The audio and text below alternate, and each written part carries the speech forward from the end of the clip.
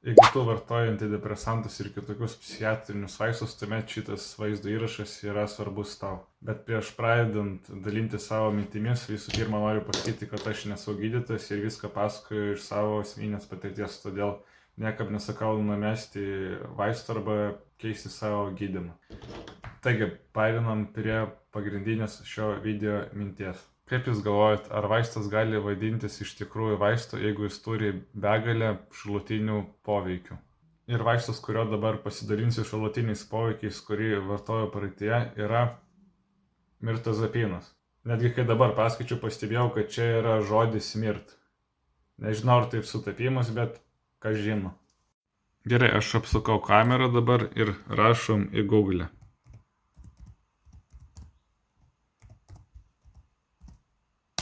Gerai, matau, kad Kamelijos yra tinklapis oficialus vaistinės.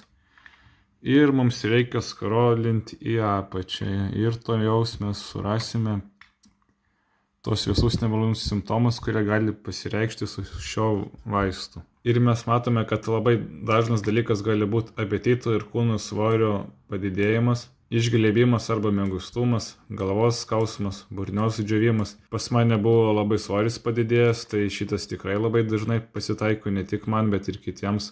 Toliau dažnas letargija, galvos svaigimas, virpėjimas arba dusulys, pykinimas, viduriavimas, vėmimas, vidurių užkietėjimas, išbėrimas arba odos pažaida, nuovargis, ryškus sapnai, sumišimas, nerimo jautimas, košmarai, susijaudinimo jautimas, haliucinacijos, poreikis judėti, reti raumenų trūkčiamai arba susitraukimai, agresija, pilvo skausmas ir pykinimas. Ir žiūrėkit, čiagi netgi yra toks bairis, kai yra dažnis nežinomas, tai čia tu dar gali loteriją žaisti. Tai gali infekcijos požymiai visokie būti, epilepsijos priepuoliai, traukiliai.